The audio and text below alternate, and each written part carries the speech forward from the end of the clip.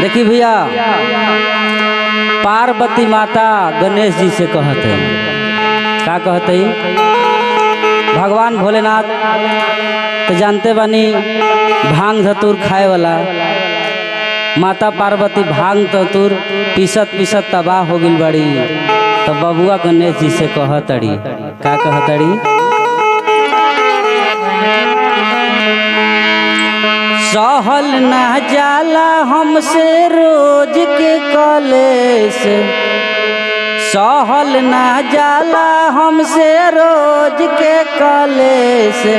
नैहर लेके चला, नैहर लेके चला बबुआ हो दुलार गणेश।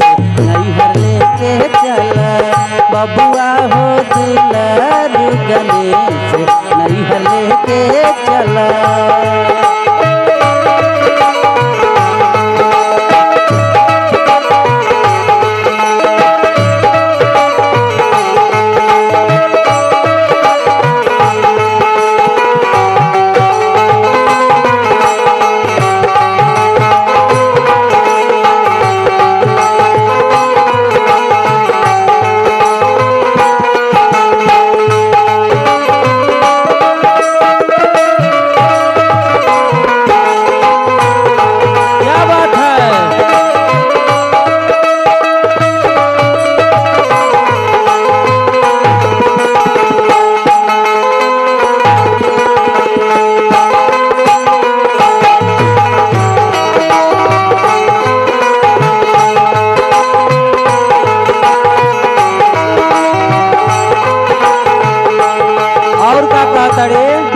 माता जी गणेश जी से, आदत ना छूटी रहुआ बाबूजी के गोटे।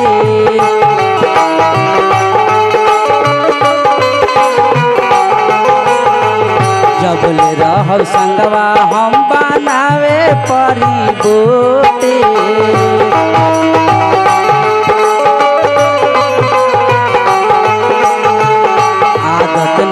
ऐसे तोहरा बाबूजी के छोटे। जब ले रहब संगवा हम बनावे परी बोटे। कितना अरमान रहे लागल दिल में ठेस।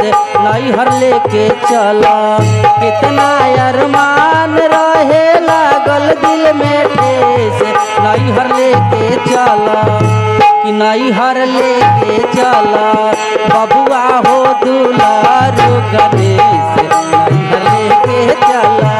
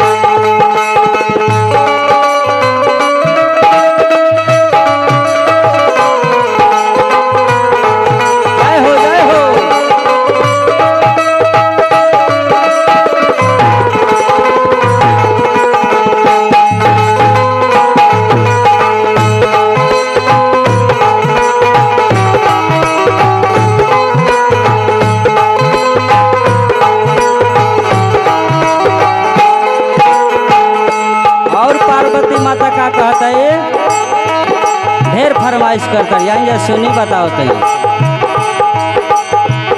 महिला बिन कार्तिको के देह नहीं हिले।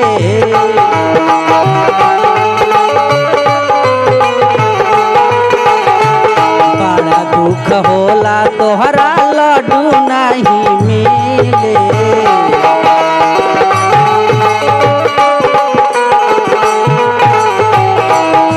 बिन कार्तिको के देह नहीं हिले।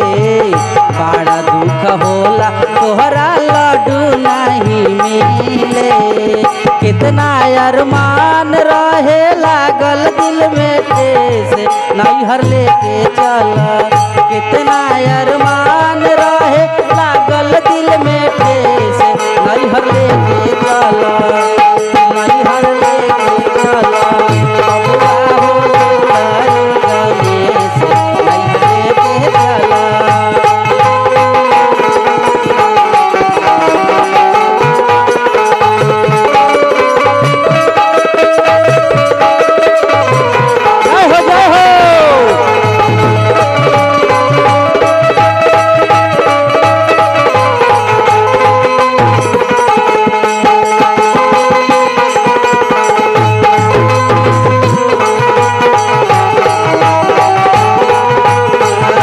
बबुआ हो दुलारी गणेश नैहर लेके चला।